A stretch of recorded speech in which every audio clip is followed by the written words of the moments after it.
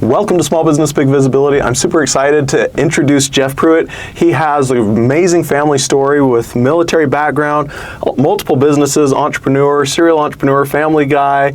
Tell us, how did your family get into the military, and tell us some of that backstory. So the military life started with my dad, and he was the first one of my immediate family. Obviously, I have grandpas that were in World War II and stuff, but my dad was the first one, and then I'm the youngest of six, and we're kind of a combined Brady Bunch family. I have some half brothers and a half sister, but in the military scheme of things, my dad started as a combat engineer, and then my other brothers all just joined, and I was the last one, and so that's how it was kind of an expectation to join the military, but at that time too, it was a way to pay for college. Sure. And so, as big as college was back then, and the standard to be successful and stuff like that. So that's how I did pay for school and got my degree from Boise State. But I'd started out as a 19 kilo, which is an Abrams tank, as a driver on that, and then moved up, progressed through there, and then became a 19 Delta Scout, and then finished off as a 15 Alpha, which is an Apache pilot. Wow. So that's kind of how the whole career went from 2002 to 2018. That was my time in service. And I think I remember watching the news once, and I had no idea it was your family. Yeah. But George Bush flew in, and as part of that, visited your family to thank for the service, right? Yeah, so tell that story. We were in, that was the first deployment. We were in Iraq, so I was stationed near Kirkuk, Iraq, but we met down in southern Iraq for the meetup in one of Saddam's palaces, actually, Saddam Hussein's palaces. And did you see the golden toilet? No, didn't see the golden toilet. I wish I could take a chunk out of it. But, right? Just take the caps. Yeah, seriously. But so they called us the Band of Brothers because my dad and second oldest brother Aaron deployed in 03-04 at the start of the war, and then me and three of my older brothers deployed in 04-05. And so while we were there, that's when CNN did a big special called Band of Brothers on us, and an hour-long special following us, following each brother in Iraq in arms. And at that big time, there was a big anti-war movement. By Cindy Sheehan, and they were trying to pin my mom against Cindy. Well, once my mom found that out, she kind of squashed the whole news media thing. But it was still kind of cool because Bush came to the Fort Idaho Center and called my mom out and had her stand up and recognized her because she had her husband deploy and then 6 kids because my sister deployed too, and then my sister's husband also deployed. Wow. So they're in the same active duty unit, and so huge military family. Everyone but my mom, but I always say my mom had it the hardest. Because being over there is easy because you're trained to do what you're doing, but back stateside, you just sit in a world of worry, right? So she had her husband, and then all of her kids go to Iraq, and luckily, we all came back in one piece. So that's amazing. Yeah. Well, thank you for your service. Yeah. So, what's the 4th of July like at your house? It's my favorite holiday. Yeah. We spend thousands of dollars on fireworks, some legal, some not. So big bounce houses. Well, yeah, we love it. It's a huge party. It's our favorite holiday for sure. We're a very patriotic family. So once you got out of the military, what was life like transitioning into civilian life and moving into business? Yeah, so that was a big change. I went from being a helicopter pilot, and then I started helping my wife with her business of selling women's clothes. So, which became very. That's like as far as it gets, right? I got made fun of so much by all my military buddies. They're like, "Oh, you're selling leotards now for a living," and I'm like, "Yes," and I make more than you do in the military selling leotards. So. She had started the foundation of the business, and then I saw its potential, and so I just have that kind of business mindset, and so I took it to that next level and kept growing it, and obviously during COVID was absolutely amazing because everyone could only buy online, so our business, grew by 400%, and so it was absolutely amazing. We did it all from our home, in an RV shop and shipping containers in the garage and you name it. But yeah, that's where it all started. I never really liked to work for people. I always liked to do my own thing, which is funny because in the military, you're always working for the man. Right. But it's just a different concept once I got out. I had my degree, but it just didn't interest me. I had my degree in accounting, and interesting. Yeah, I did a little bit of government accounting for a minute, and I'm like, this is not for me. So flying big expensive toys. Yep. Shooting things. Accounting. Yep. And then selling leotards. Yep. You've been everywhere. Yeah. I have maybe ADD a little bit, ADHD. So, yeah, I'm a man of many trades, that's for sure. But definitely out of all of them, the Apache's probably the top-notch one. But yeah, no, even the Abrams tank shooting 120 millimeter missile out of a tank, right? It's super awesome, super fun. Adrenaline rush. Oh yeah. It's a blast. The smell, the heat. I love it. I live for that life. But when I went on my second deployment, and that's when I was like, I don't like this anymore, because I was now married, right. and I had my first kid, and I was like, I'm not loving this anymore. Yeah. And so I only had 4 years left to retire, and I'm like, I'm done. And everyone was shocked. They're like, you're walking away from flying, and I'm like, my family's more important. Wow, so, that's a commitment right there. Oh yeah, I was not popular in the military at that moment in my career, because I did very well. I graduated Distinguished Honor Grad out of flight school, beat out West Point grads, beat out. I mean, it's a plethora of military academy kids and stuff there. My leg up was a lot of them were young, and I had 2 deployments under my belt, and different goals too. They would go off, on off hours and party in Florida and stuff, and I was going to the library and studying. So, gotcha. Different goal when you have a wife and kids that depend on you, and so it was fun, but it was definitely a chapter in my life that I'm glad I did, but I'm glad is over. Yeah. And so then moved on to the leotard sales, and now Freedom Payments. So. Yes. So how did you decide to get out of women's clothing? I said that in a terrible way. How did you quit selling women's clothing? I actually like that transition. No, I think the biggest thing was in sales, you start over at zero every single month. And you could have the biggest month ever. Yeah. And I think our biggest month in sales was about 500,000. Wow. In 1 month. That was in the middle of COVID, right? Yeah. Everyone's getting free money. Everyone's just spending it instead, which was great. I love the free money. Yeah.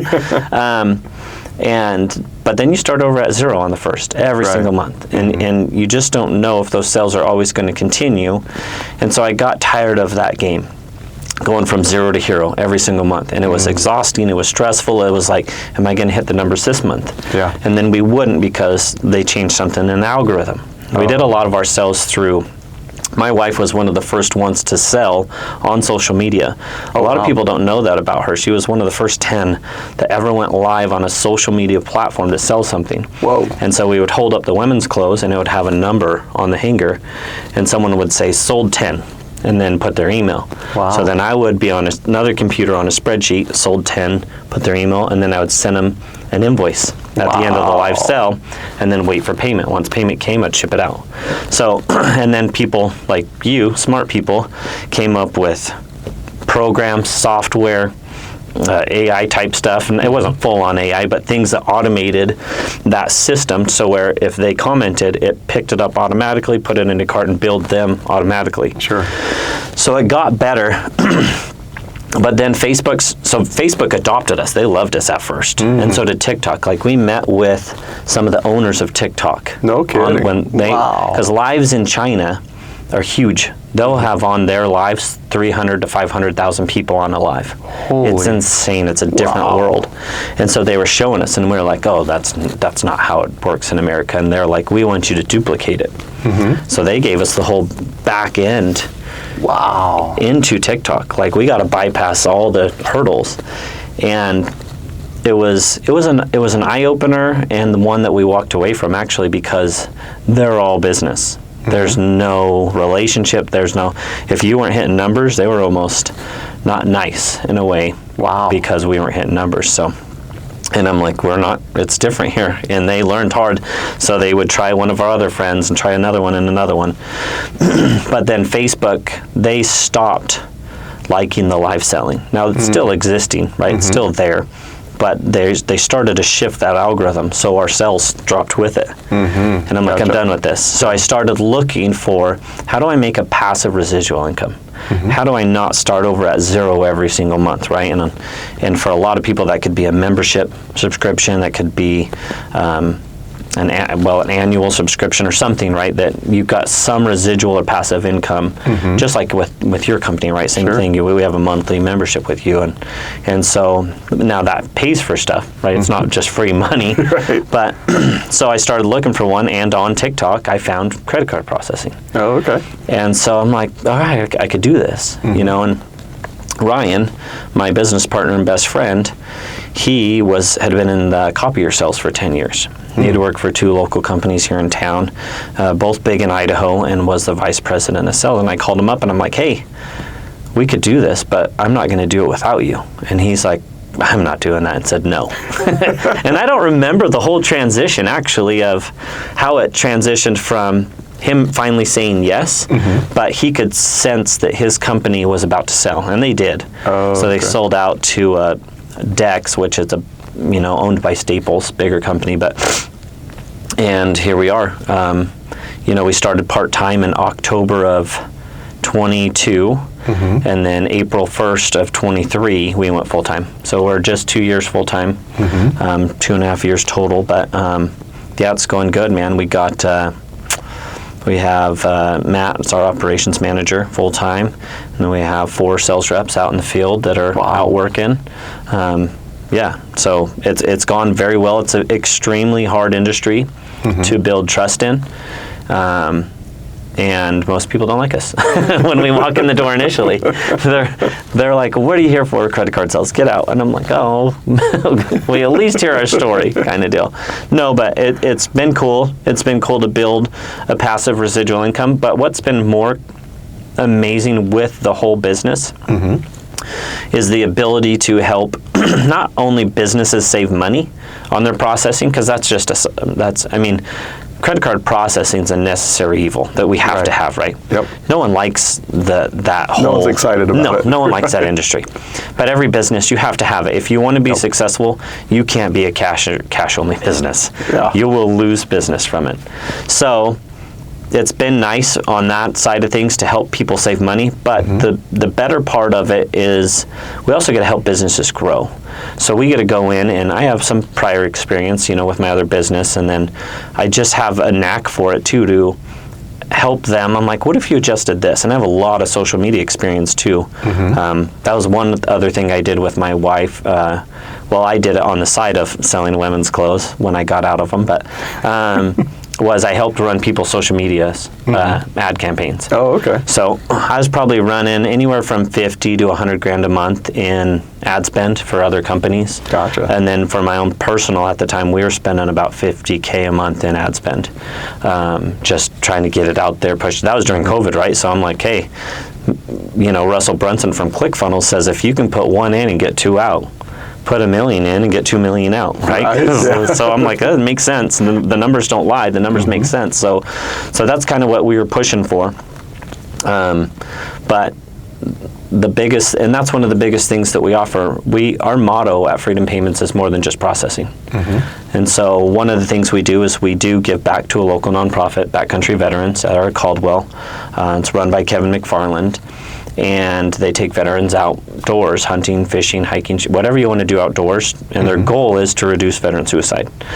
So any veteran in the U.S. can take advantage of it. They can come into Idaho and take advantage of any one of those programs. You go online and sign up. But for us, that was Freedom Payments became our vehicle to be able to donate back to them. So Gotcha.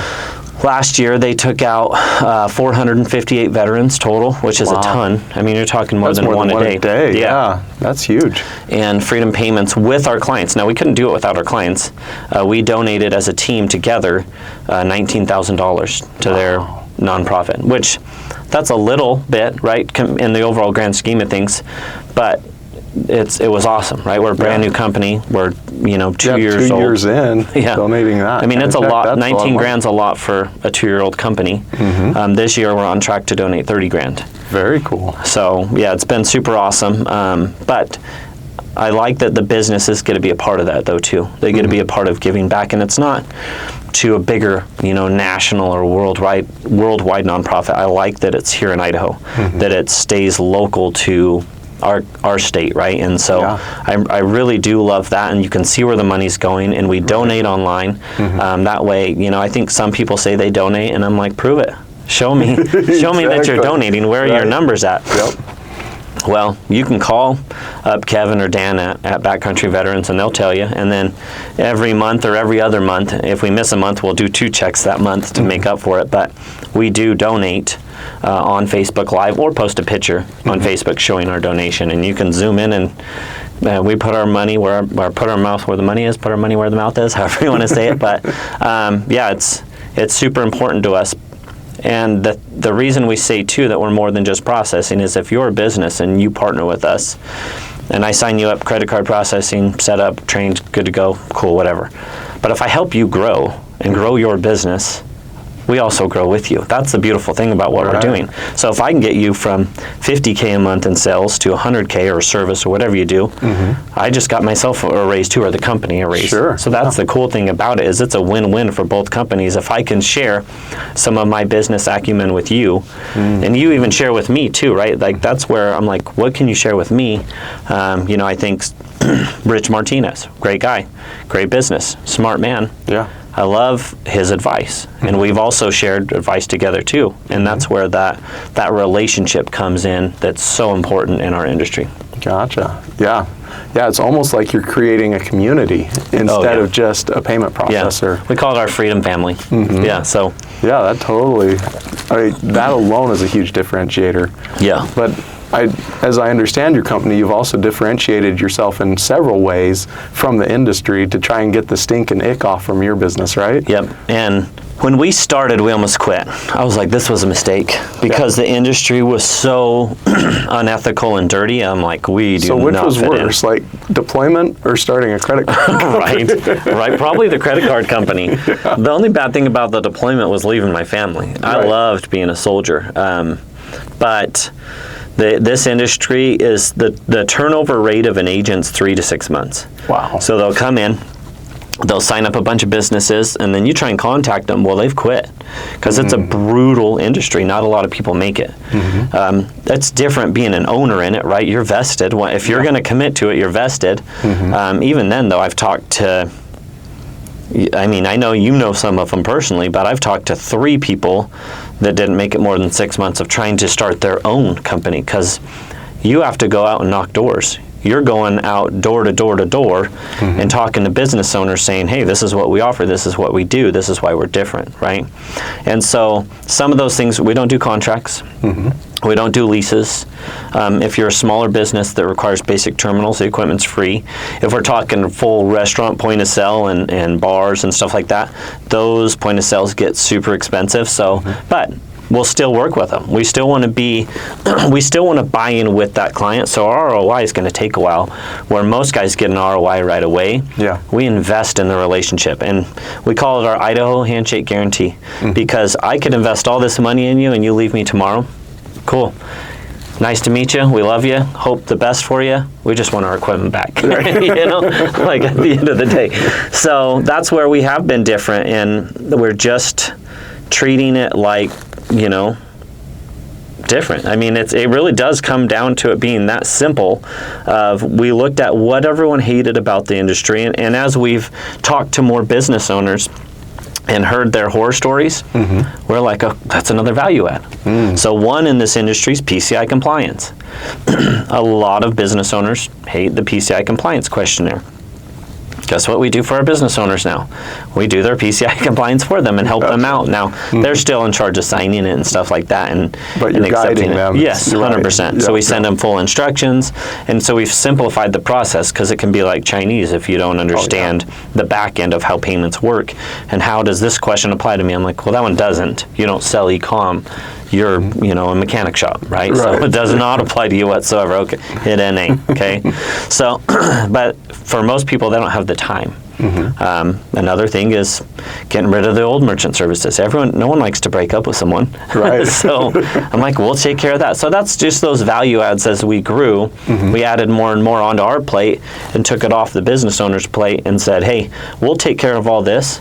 You focus on your business and growing your business, and we'll do all the things you don't want to do that involves payment processing. And then down the road, let's meet up. We like to meet up every 6 months to a year, depending on the owner, and have a full sit down and say, hey, this is where you're at. This is what your numbers look like. How can we help you? How can we help you grow? What can we do different that you're not seeing already that maybe you can add this or change this? Have you thought about this? And what do you think about that? Is that something you'll implement? What are your metrics on this? And how do you measure your success every single day? And so we'll look at that. And a lot of them, surprisingly, don't have a lot of those in place. They don't have a lot of those measurables in place. They were just, maybe it's a guy who is great at turning wrenches, and he's like, I'm going to start my own business. Right. And he didn't really realize what that entailed.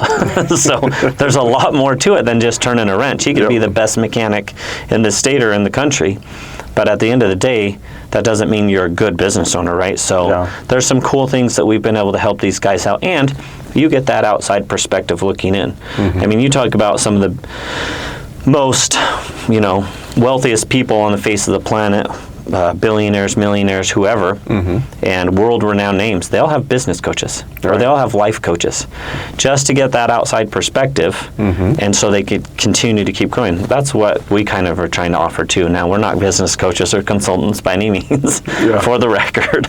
Don't reach out to us for that. But for our clients, it's just an added value or an added service that's at no cost, right? It's just that being a part of our freedom family, that's something we offer, and that's something you get. So that's what we like to do. So when you were first starting and you're like, this is a mistake, how did you decide to keep going? Because so many business owners hit that mistake moment and dive off, right? And they're like, oh, I'm done. How did you know you should keep going, and how did you power through? I think one of the biggest ones for me, our first client was my brother. He owns Hooligan's Bar in Pocatello. And he was paying like 6% on his credit card processing. 6%? And my brother's such a hard worker. He has a wife, 3 kids, and he'll outwork anyone. And I'm like, bro, did you never shop around or look at this? He's like, I don't have time, man. He's like, it works. Well, they just kept bumping his rate up. Wow. And he didn't notice. And that's a lot. When I go into a business and I ask these business owners, how much do you pay? I have no idea. It works. I'm like, okay. That's which is usually a good thing for us. I'm like, all right, I got something to work with. When I get the ones who have done their due diligence or have educated themselves on the industry, they're like, oh, I'm at 1.8 to 2.2. I'm like, okay, you know your stuff. We can still work with you. But there was one client too, and we had told him, he was one of our first clients, and we were open and honest with him. I'm like, man, I don't know about this. And he's like, no. He had told us a horror story about how he had been wronged by a specific company, and they're notorious for this now as I've moved through this industry and seen how they treat their clients. He's like, you guys are the reason that we need someone in Idaho, and he's an Idaho boy. He's like, you're the reason we need someone in Idaho helping local Idaho small businesses with their processing because of this. Because of what you guys are doing, this is why we need you. And he's referred to several people now, several other businesses, because of how we're doing it different. I guess it was that really too. So between my brother and this gentleman, just seeing his desire or his, like, how excited and motivated he got that we were doing something. It's just credit card processing. But he had been wronged so many times that when we actually first walked in, he told us to get the F out. And I'm like, oh, hi, my name's Jeff. And I was like, oh, geez. And he's not a small gentleman either. He'll kill you with his bare hands. So I'm like, okay, we'll see you next time. And we went back, and we finally got through to him. And part of that story is that veteran story too. It does lower their guard. And I also, my buddy, Ryan, my business partner, he's also 6'4" and 280. So he's not a small human either. But I think it was that vote of confidence and and him pushing us. Yeah. Keep going. Yeah. Don't stop. And if I could share, I wish I would have kept a journal of every horror story from the industry. Almost every business has one. It's crazy how many people have a bad taste in their mouth because of an agent or a company from this industry, and it's just like, never again. You'll never have to deal with that again. As long as you stay with us with Freedom Payments, you'll never have to deal with that again. And I'll promise. Now, here's kind of the crappy thing about the industry too, and this is sharing some back insight into we have multiple processors. We're considered what's considered an ISO, an independent service organization. Above us is what's called an FSP, a full service provider. Well, an FSP can do whatever they want. So you just have to hope that you have a great, honest, and ethical one. Well, we got into one that wasn't. Oh, wow. And so the front end looked amazing. They overpromised and underdelivered. It was a horrible experience. Still dealing with the lasting effects of it still, actually. Wow. It's still... So they started hitting all these junk fees onto our clients. I'm like, oh, no. So I've probably wasted over a month, if you put all the time together, for getting my clients refunds, for making it right, all the way up to the VP and president of the company. Wow. And it didn't matter. At the end of the day, that's where they were promising, rainbows and butterflies. Well, they got to fund it some way. So they were funding it through the back door of hoping that these merchants wouldn't catch it. Oh, well, wow. I spot check, Miller spot checks. We spot check our clients' accounts every single day, every single month. We're spot checking to make sure we don't see any red flags. Well, once we found one, then it built and built and built, and I'm like, oh, great, here we go. And so we've moved everyone, but there's still that lasting effect, and that's the thing. Even though we're saying, hey, no contracts, no leases, no junk fees, well, then they came around and backdoored us and said junk fees. So Gotcha. Wow. we're the first line of defense, though. So who do they call? Us. Right. And I'm like, well, we make it right? Even if that comes out of our own pocket. That's the difference. And normally in this industry, you have just agents, an agent, one person, a one-man show. They can't either afford to refund you, or they don't have the power of control to get that done. So that's where we come in. We've built those relationships. We're also hard chargers when it comes to that relationship that we have with that FSP above us. And saying, this isn't how we do business. You will change, or we're going to move everyone, right? Which we don't want to, because that's a lot of work on our part and for the customer, right? Exactly. They're still dealing with now they have to deal with it. They have to re-sign new applications and stuff. So it's a learning curve, though, for us. We're only 2 years in, right? 2 years full time. And so we've learned a lot in that 2 years. One of those things is that there's no instruction manual. Well, we come from the military. I'm like, where's the SOP at? Where's the standard operating procedure on how to do this? There isn't one. Right. There's really no regulatory governing guidelines over our industry either. It's very gray, very, very gray. And one company will tell you this, and then you go over here and the other company tells you this, and you're like, well, which is it? Well, no one knows. Yeah. So then you go up and you look at Visa, who's kind of the king of everything, and you look at their guidelines, and it's very, very gray. I'm like, that could be interpreted both ways, which it is, right? So at the end of the day, because there's really no regulations governing what we do, you just have to choose the most honest and ethical one. And sometimes you're going to mess that up. It's inevitable. We're all human. We're all going to make mistakes. And so then it's to fix it on top of that. Well, if you have an agent, they come and go. The company will hire another one. They come and go. Right? They hire another one. They come and go. That's what's nice about having someone local. We're just over here in Meridian, over by Roaring Springs. And at any moment, if you have an issue, call us up. If we can't fix it over the phone, we'll drive over to your place of business, right? Everything can be fixed. Everything can be remedied. And we stand by that. We stand by that word. And so that's what separates us from your Squares, your Stripes, your big companies that are back east. They'll fly in agents from back east. They'll hit a area for 2 weeks, and then they disappear. Oh, wow. Yeah. So that's where a lot of the frustration comes with that in person, because our industry is known for calling on the phone. Right. I have businesses that get 5 to 8 calls a week on credit card processing. Holy Toledo. Yeah. but they don't get a lot of in-person visits. That's why we don't even call on the phone. We'll just go to your place of business. And here's the thing. If it doesn't work out, cool. I met someone new today. I try and get them to follow us on social media and vice versa to help the algorithm, right? Yep. So that's the goal there too. I'm like, cool. It's not a good fit for either one of us. Will you follow us on social media and we'll do the same. So we'll trade, tags or whatever, QR codes and help one another grow that way. That's still a benefit to our society and to each other and to help each other grow. So that's where we're trying to be a fit for everyone, even if it's not in the processing side. Yeah. So how do you balance this business with family or your previous business or like military? Like the military got to where family was invaded to the point you left, right? So how do you set up those guardrails? Family first. That's it. Like when it comes down to it. And that's one thing that I told Ryan from the very beginning is that I'm a very involved dad. I'm very involved. We're a very athletic family, so we do a lot of sports, baseball, basketball, football.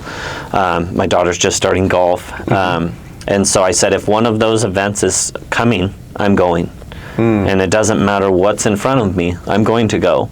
And that for my daughter sometimes is she has a lot of travel tournaments, Vegas, Chicago, Seattle. So I'm gone. Well, a lot of times you're flying out Thursday. Guess what? She's out of my house. Well, she turns 18 in 3 years, and then I won't get those days ever again. Right. I get to work for the rest of my life. So for me, it's not hard at all. You just have to make that decision, though. That has to be a line in the sand, and then a double line over that to where this is hanging out with my kids, this is work, and I'm going to be over here, right? Now, I still have to work and provide, and I love to do what Ryan and I do, but nothing gets in the way of my family. It's just